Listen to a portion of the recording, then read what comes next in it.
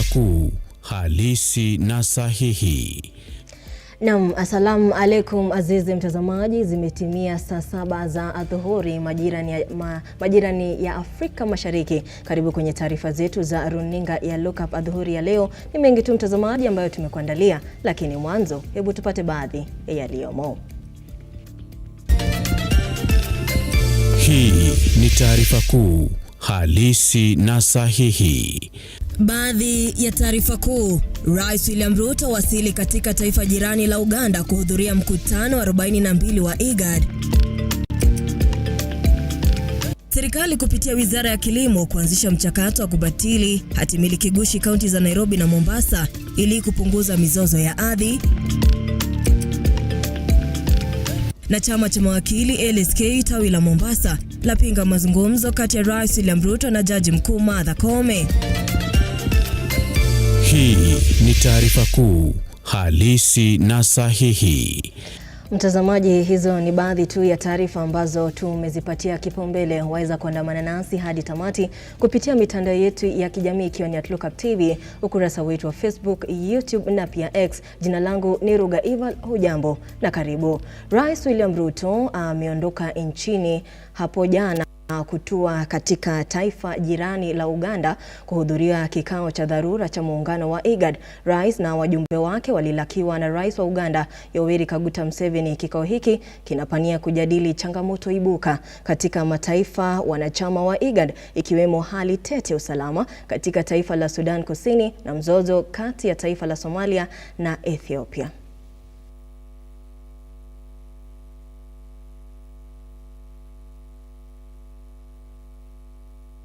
The devastating conflict in our sister nation, Sudan, or the recent developments in relations with Somalia and Ethiopia.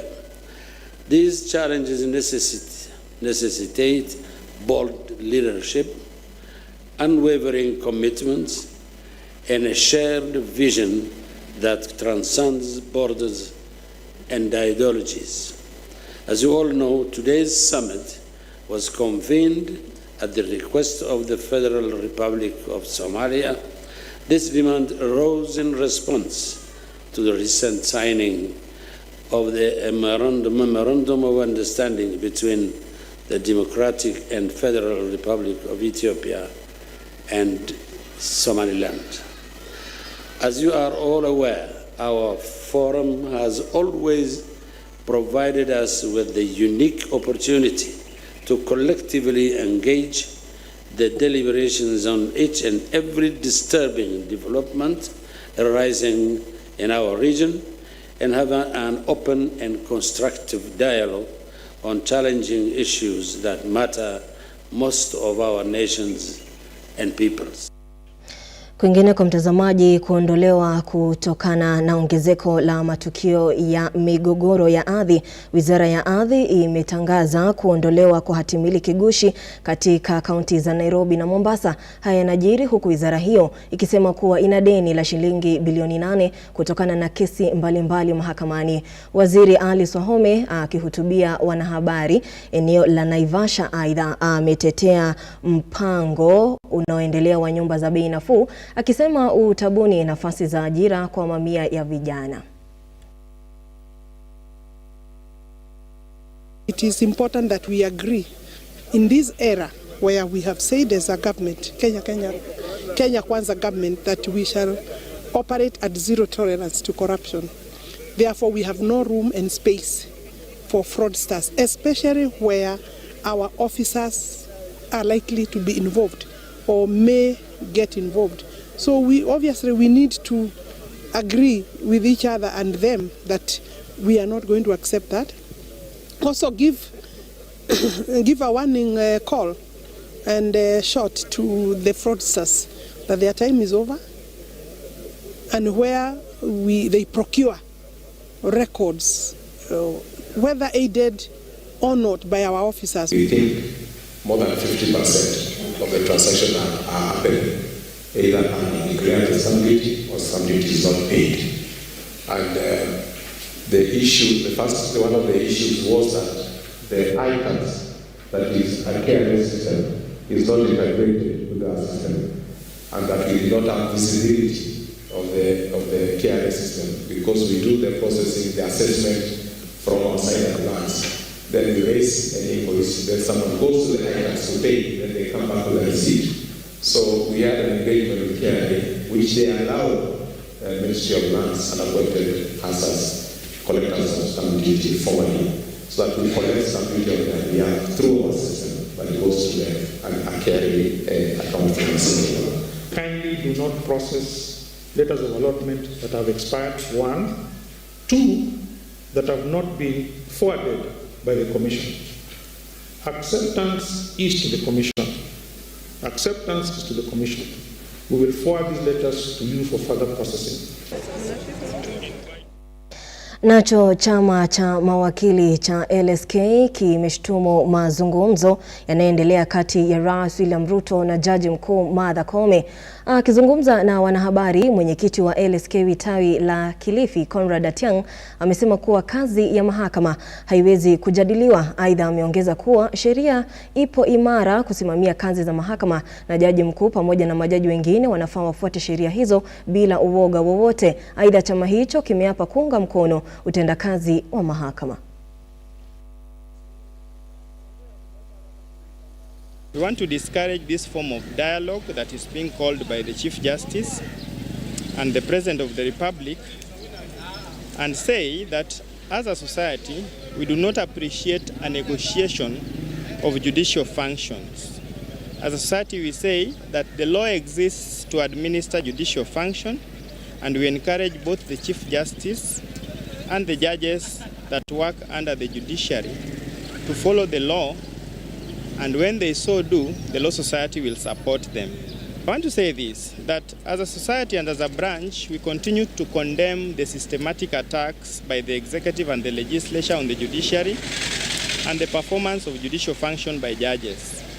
We want to remind the executive and the president in particular,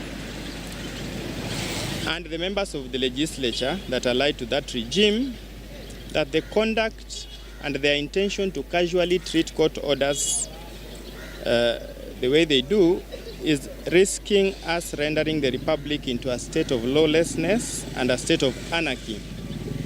And we remind them that the proper function and effectiveness of both the executive and parliament require an effective, functional and independent judiciary. We must as Kenyans appreciate the uniqueness of the role of the judiciary in the governance of our republic, and let the executive not forget that the judicial authority, just like that of the executive and that of parliament, is derived from the people of the Republic of Kenya, and that all judicial functions are executed in accordance with the Constitution.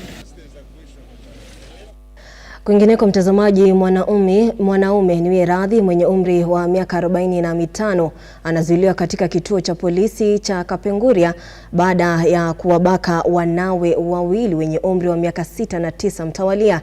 Samson Meringura anadaiwa kuwabaka wanawe eneo la Lomut mapema wiki hii baada ya mkewe kuondoka nyumbani katika safari ya kuwatembelea jamaa zake eneo la Sigor.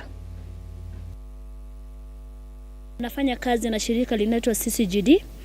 Mimi pia ni mwanaharakati ambaye anang'ang'ana kwa ajili ya haki za watoto hapa Pokot. Juzi nilipoangalia asubuhi nikaona wamepost picha ya watoto pamoja kuna mama na wamepost ati kuna mtu kuna baba amedefile watoto wake wawili. Kwa bahati mzuri tulikuwa tumefanya kazi pamoja na OCS wa Lomut, Mr. Clement. So niko na namba yake, nikachukua namba nikapigia Mr. Clement OCS Lomut.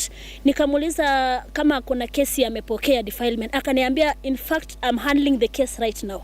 So nikamuuliza tell me about the case. Akaniambia it is true, kuna kesi ya watoto wawili walifanywa defilement na their father. Na akaniambia, so nikamuuliza, nikataka kujua hiyo process imefikia wapi. Akaniambia bahati mzuri the perpetrator ameshikwa, that is the dad. Na mama akaongea kwa huzuni sana, akaniambia kweli kama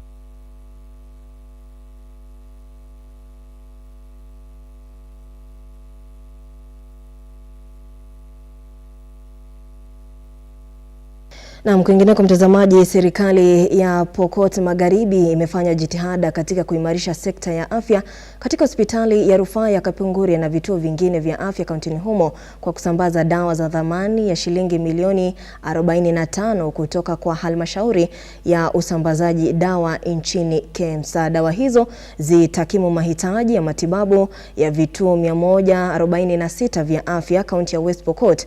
Akihutubia wanahabari mtazamaji wakati wa zoezi hilo, naibu gavana wa Pokot Robert Komole amepongeza KEMSA kwa kutoa shehena hiyo ya dawa kwa muda unaostahili. Ukiangalia hizi malori, hii ni dawa ambazo zitawekwa hapa KCRH, Kapenguria Referral Hospital, na zingine zitaenda kwa dispensaries kule vijijini. Kwa hivyo ni dawa ambazo sitaweza kuwa kusustain hizo mazahanati zetu. Na mimi nashukuru pia waziri ambaye anaondoka na chief officer wake Nelly Sobrin, kwa sababu wameweza kuhakikisha kwamba walikuamua hii idara ya afya kutoka mahali pabaya ambapo ilikuwa hapa awali, na wameweza kuleta hii idara kuweza kuwa katika nambari nzuri katika Kenya mzima, kwa sababu nafikiri ilikuwa ni number 1 katika Kenya mzima. Lakini kwa ile serikali nyingine nafikiri hatukuwa tunaongelea mambo ya health, kwa sababu ilikuwa ni pali pabaya. Watu wetu walikuwa wanaenda Trans Nzoia, walikuwa wanaenda Eldoret. Lakini waziri wetu na chief officer wake waliweza kuhakikisha kwamba wanajua ile kazi wanafanya na kuweza kufanya serikali hii ama governor wetu akuwe proud. Dawa ambayo tumepokea leo ni ya hospitali 146 yenye kwa West Pokot County mzima, kuanzia Pokot South huko mpaka Pokot North. Facilities zote za serikali na moja ya faith based, ile yenye hawako wanajiweza kununua dawa, pia tumewasupport kidogo, na our agreement nao ni ya kwamba hiyo dawa wasijaribu kuuza juu tumewapea bure na inafaa ifikie wananchi. Na sasa tuangazie taarifa za elimu. Wazazi na wanafunzi katika kaunti ya Embu wamepata afueni baada ya benki ya KCB kutoa msaada wa ufadhili wa elimu kwa wanafunzi waliofanya vizuri katika mtihani wa KCSE mwaka jana. Wazazi walionufaika na msaada huu wameshukuru na kuomba benki ya KCB kuendelea kusaidia wanafunzi wengine ili waweze kutimiza ndoto zao maishani. Wanafunzi wote walionufaika na msaada huo wameahidi kutia bidii masomoni. My name is Patricia Ndugu, the branch manager, Embu. Today we are delighted to be here to flag off 2024 students, KCB Foundation sponsored. We are happy to have all the students that are going to high school this week and next week. It is a great time for KCB to come back to the community. It is a thing that KCB has been doing, and we've empowered the community, and especially the young ones who have dreams to achieve but they don't have the ability because of the challenges that they have. I'm the Chief Officer in the Department of Education, ECDA, and today we are gathered here because we came to witness a function that the KCB was flagging off the second batch of students who are going to various secondary schools in our country. Kwa ajili ya KCB, in fact mimi nilikuwa nimefika mwisho after mtoto alipita mtihani, juu sikuwa na hope.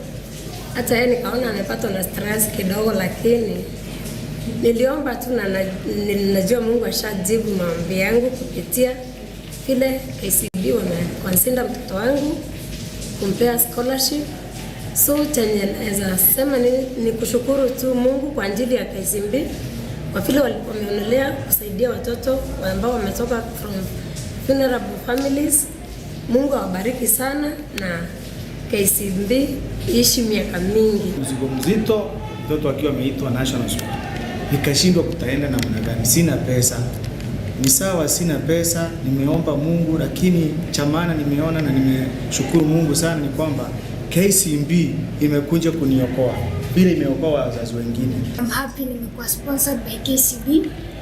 Niliona my dreams at first zimedidimia, sikuwa naona kama I can achieve my dreams. Niliona masomo yangu imefika mwisho, so I was not sure kama ningeendelea na study. But I'm happy since KCB has given me a second chance to continue with my study.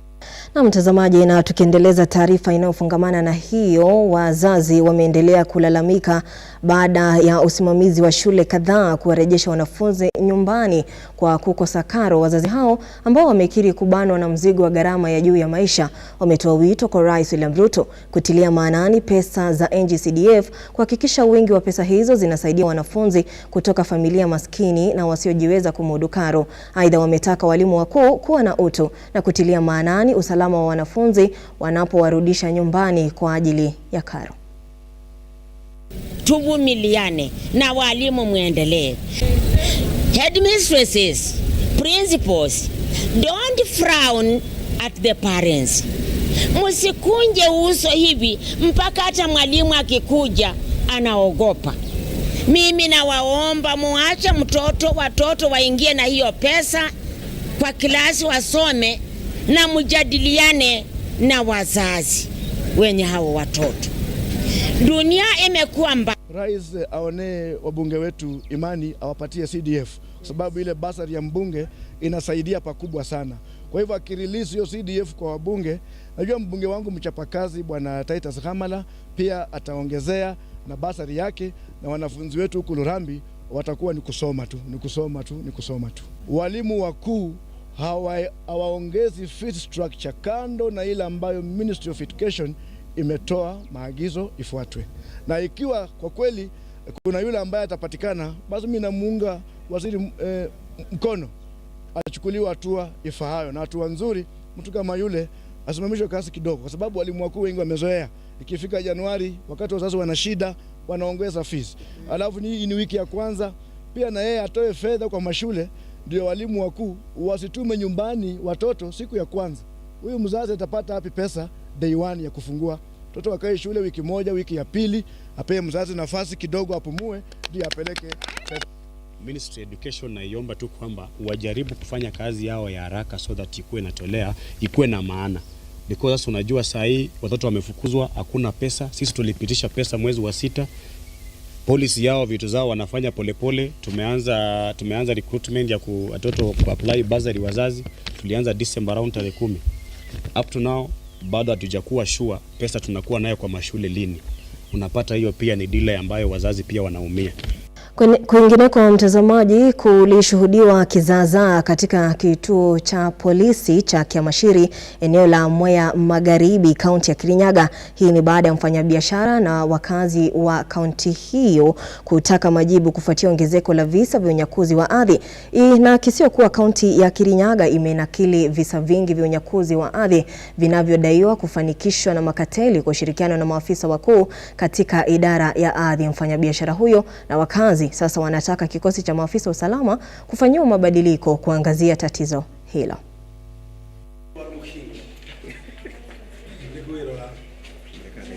Kesi yangu nilistaki ya shamba na nikakuja nikaandika statement na nikapeana dokumenti zote.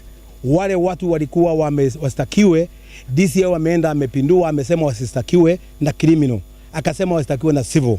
Nikakuja kujua ni kwa nini, kwa sababu niko na agreement, niko na receipt ya kulipa pesa kwa wakili, niko na dokumenti zote. Kukuja nikapata ni ukora nafanya nini na shamba yangu. Nitakuja hapa mpaka haki itendeke. Waizi wa mashamba waende kotini mpaka wakanyange kotini. Kama ngirisi ameimba shamba pia mimi nipeleke kotini. Mtazamaji, na kilicho na mwanzo kikosi tamati, basi zimekuwa dakika 19 za kukupasha ambayo yamekuwa yakijiri humu nchini na nje ya nchi ya Kenya. Zangu ni shukrani za dhati kwa kuungana nami. Jina langu ni Ruga Eval, hadi timiapo saa 1 ya jioni. Kwa heri ya kuonana.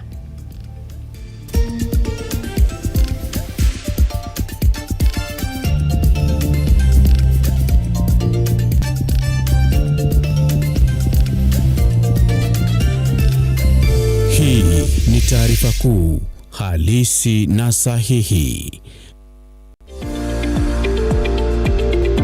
We value your feedback and welcome your complaints about